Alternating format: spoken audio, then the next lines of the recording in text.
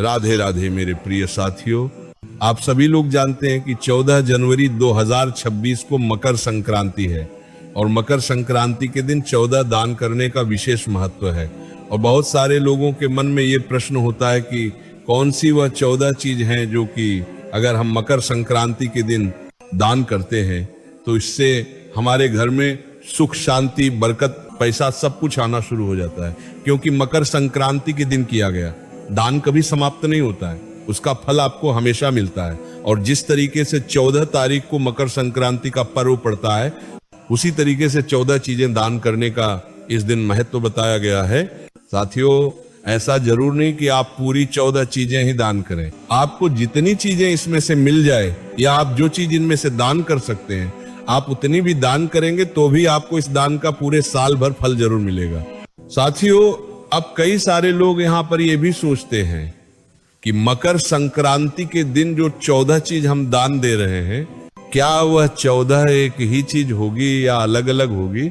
तो ये सारी अद्भुत जानकारी अब हम आपको इस वीडियो में देने वाले हैं। साथियों, सबसे पहले आप ये समझो कि दान होता क्या है। दान वह चीज होती है कि अगर किसी को किसी चीज की जरूरत है और उस जरूरत को आप पूरा कर देते हो तो वो एक तरीके से दान माना जाता है। आपकी दी हुई चीज अगर सामने वाले के काम आती है या उसे पाकर वह खुश हो जाता है तो ये तरीके का दान होता है। हम दान उसे नहीं कह सकते कि किसी के पास पहले से खाने पीने की चीज है और आप उसे फिर से खाने पीने की चीज दे रहे हो।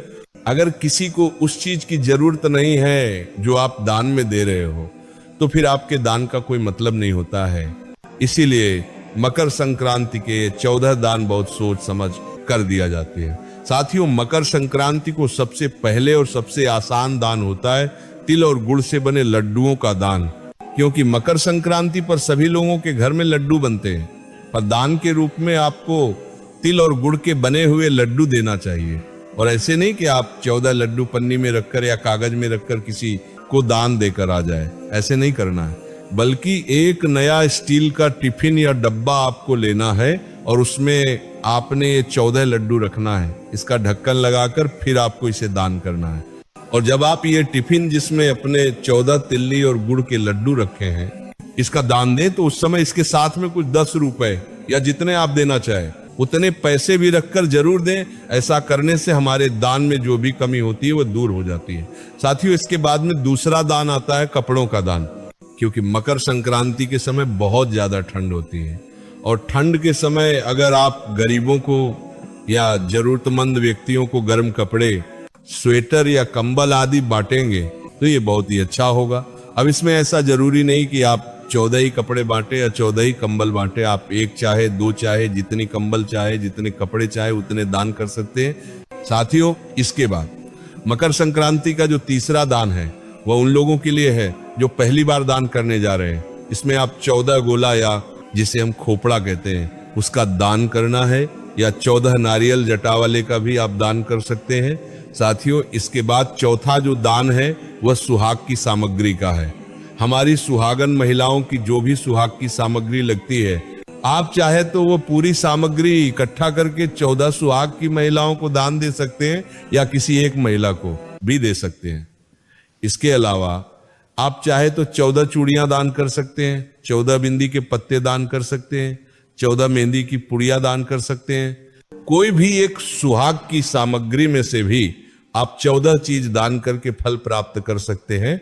साथियों, इसके बाद में पांचवा दान है आपके घर के बर्तन, जैसे कि थाली, गिलास, चम्मच, चाय के कप, लोटा आदि। वही आप लोग स्टील के साथ साथ तांबा, पीतल के बर्तन भी दान करते हैं तो वह भी अच्छा माना जाता है। और जरूरी नहीं कि आप 14 ही दान करें, आपकी जितनी क्षमता हो आप उतने दान करें। साथियों, आप कोई भी बर्तन दे रहे हो उसे खाली ना दे, बल्कि उसके अंदर कुछ सिक्के या कुछ खाने पीने की चीजें या लड्डू रखकर ही दान दे। साथियों, इसके बाद में छठवां दान जूते चप्पल है। आप मकर संक्रांति के दिन गरीब बच्चों के पैर में नए जूते चप्पल पहनाकर उनको दान कर सकते हैं। ये दान भी सर्वश्रेष्ठ माना जाता है। साथियों, इसके अलावा मकर संक्रांति के दिन 7वें दान में अगर आप किसी के घर में या कोई गरीब व्यक्ति को राशन दान करते हैं तो ये भी बहुत ही अच्छा और बड़ा दान माना जाता है। राशन में आप तेल, आटा, दाल आदि चीज बांट सकते हैं। साथियों, इसके बाद में जो 8वां दान है वो छोटे छोटे बच्चों के लिए खिलौने हैं। आपने कई बार देखा होगा कि रेलवे स्टेशन पर या जो काम करने वाले मजदूर होते हैं उनके बच्चों के पास खिलौने नहीं होते हैं, तो अगर आप मकर संक्रांति के दिन उनको खिलौने देकर उनको खुश करते हैं तो ये एक बहुत ही बड़ा सर्वश्रेष्ठ दान माना जाता है, क्योंकि इससे आप बच्चों को खुश कर रहे हैं। साथियों, इसके बाद जो 9वां दान है वह है खिचड़ी, और मकर संक्रांति के दिन खिचड़ी का दान भी किया जाता है और खाया भी जाती है।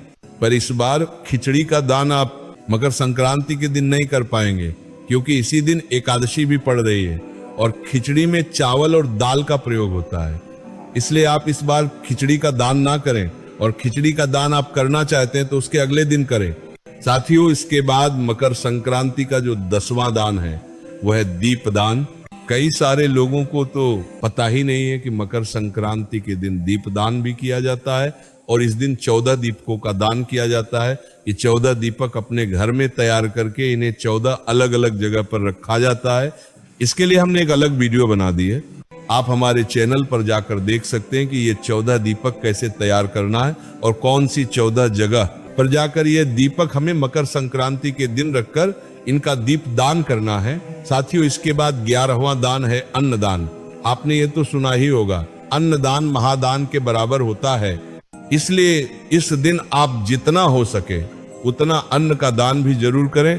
साथियों, इसके बाद 12वें दान में आपको गायों को चारा खिलाना है, यानी कि गाय जो घास खाती है या जो गाय के पसंद की चीज होती है, अगर आप मकर संक्रांति के दिन गौशाला में जाकर या आपके घर पर जो गाय आए उसको चारा या कुछ खाने की चीज खिलाते हैं तो ये भी दान से काम नहीं, इसका भी बहुत ही बड़ा आपको फल मिलता है। साथियों, इसके बाद 13वां दान है पैसों का दान। आप किसी जरूरतमंद व्यक्ति को इस दिन पैसे भी दे सकते हैं। ध्यान रखें कि पैसे उसी को दें जो आपके पैसे का सही उपयोग करे। भले आप 5 रुपए 10 रुपए कितना भी दान दे सकते हैं, इसमें कोई परेशानी नहीं है। साथियों, इसके बाद 14वां और आखिरी दान है कि आप अपने शरीर से या अपने हाथ पैरों से अगर किसी की मदद कर सकते हैं तो ये दान भी बहुत ही बड़ा दान माना जाता है। साथियों, ये वह 14 दान है जिन्हें आप 14 की संख्या में भी दे सकते हैं और 1-2 संख्या में भी दान कर सकते हैं, ये आपकी मर्जी है। इसके अलावा अगर आपको इन 14 दान करने में कोई भी परेशानी आए तो वो आप हमसे कमेंट करके पूछ सकते हैं। और आप हमारी ये वीडियो कहाँ से देख रहे हैं कमेंट में जरूर बताएं। राधे राधे मेरे प्रिय साथियों।